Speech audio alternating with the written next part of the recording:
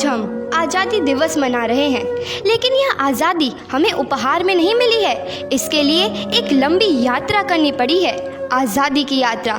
इस यात्रा में हजारों लाखों लोगों ने अपनी जान की कुर्बानी दी।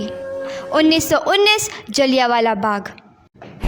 आज हमारी बैसाखी का दिन है, लेकिन पूरा पंजाब बैसाखी नहीं मनाएगा। हम सब बैसाखी नहीं मनाएंगे।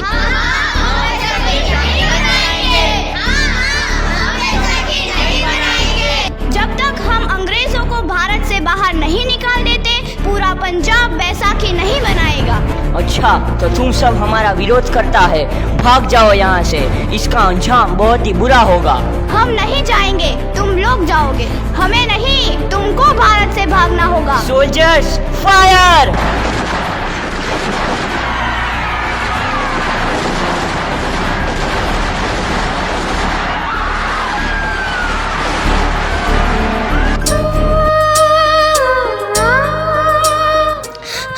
ये ज़मीन हमारी, ये धरती हमारी, ये खेत हमारे।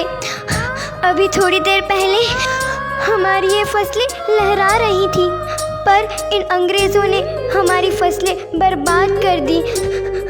इन अंग्रेज़ों ने एक ही झटके में इन सब फसलों को काट दिया।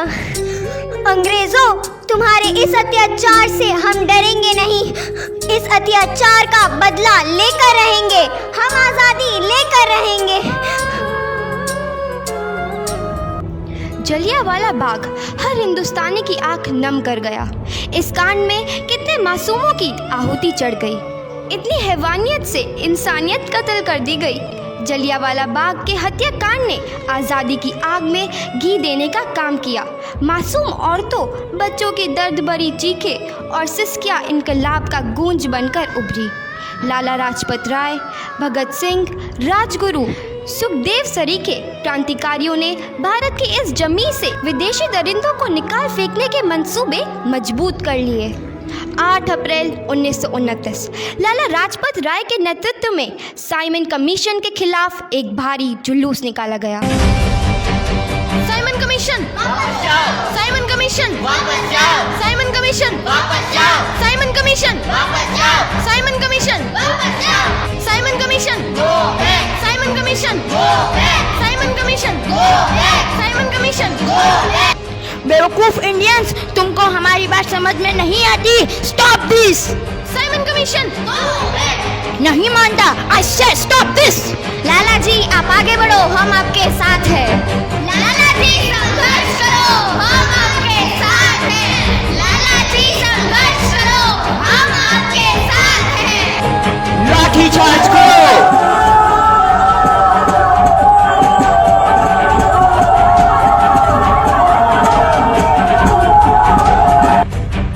लाला जी को तो बहुत गहरी चोट लगी है, उनका सर फट गया है।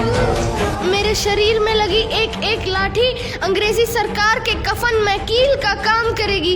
ये आज़ादी की लड़ाई रुकनी नहीं चाहिए। ये जिम्मेदारी मैं तुम सबको सौंप कर जा रहा हूँ। लाला लाजपत राय की दर्दनाक मौत के बाद भगत सिंह, सुखदेव, राजगुरु, वतन के इन मतवालों के खून में ऐसा उबाल आया जिसका सामना करना अंग्रेजी सरकार के लिए मुश्किल हो गया। अंग्रेज़ों को करारा जवाब देने के लिए स्कॉट और सैंडर्स को मारने की रूपरेखा रची गई।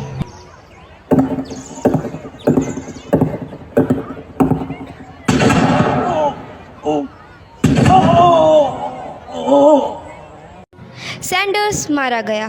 चारों तरफ तहलका मचा था। दीवारों पर लिखा था, लाला जी की मौत का बदला ले लिया गया है। भगत सिंह समेत सभी वहां से फरार हो गए। 8 अप्रैल 1929 दिल्ली में ब्रिटिश सरकार की सेंट्रल लेजिस्लेटिव असेंबली की बैठक में 2 बम धमाके की आवाज़ सुनाई दी।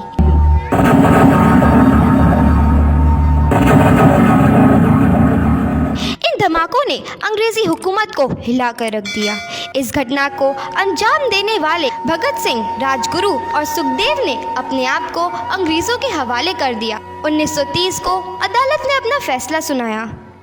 मुलजिम भगत सिंह मुलजिम राजगुरु मुलजिम सुखदेव को दफ़ा 121 और दफ़ा 302 के तहत ये अदालत तीनों को मुजरिम करार देती है और इस गुस्ताखी के लिए ये अदालत इन तीनों को सजाए मौत की सज़ा सुनाती है। सरफरोशी की तमन्ना अब हमारे दिल में है, देखना है जोर कितना बाजुए कातिल में है।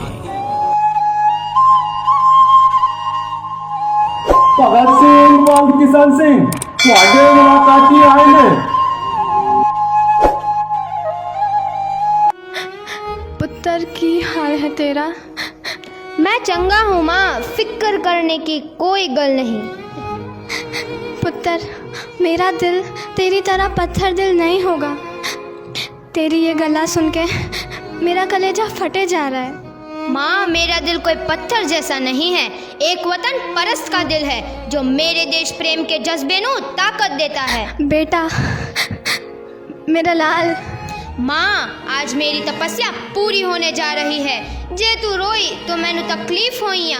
सोच, तेरा पुत्र आज शादी करने वास्ते जा रहा है। फर्क केवल इतना है, वो घोड़ी पर नहीं फांसी पर चढ़ने वास्ते जा रहा है। आज तू क्रांतिकारी की माँ है, कल तू एक शहीद की माँ होगी। माँ। पुत्र भगत, तू इतनी छोटी उम्र में हम सबको छोड़ के चला जाएगा? तूने जिंदगी में देखा ही क्या है पुत्र? मैंने अपनी माँ देखी है, जिसने मुझे एक ही बात बताई है कि बेटे, अपने देश के लिए एक बार मरना 100 बार जन्म लेने के बराबर होता है। अच्छा माँ, अब आशीर्वाद दे, आखिरी बार विदाई लेने का समय आ गया है। भगत, मेरे लाल।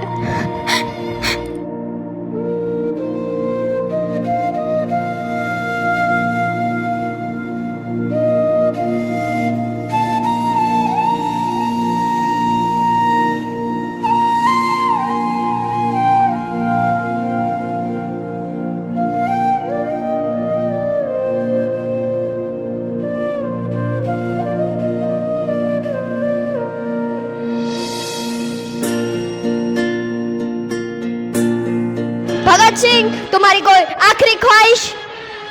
हमारे हाथ खोल दिए जाए। हम तीनों दोस्त एक दूसरे से गले मिलना चाहते हैं। उनके हाथ खोल दिए जाए।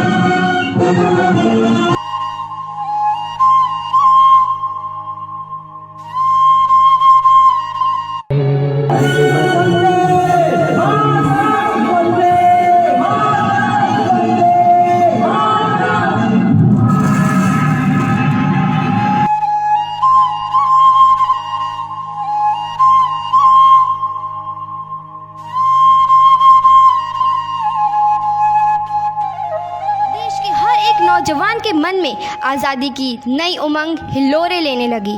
अंग्रेज़ों भारत छोड़ो का नारा जोर पकड़ रहा था। सबने एक आज़ाद भारत का सपना देखना आरंभ कर दिया था।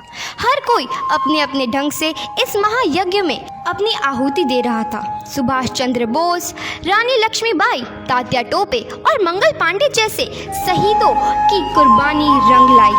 15 अगस्त 1947 को भारत आज़ाद हुआ।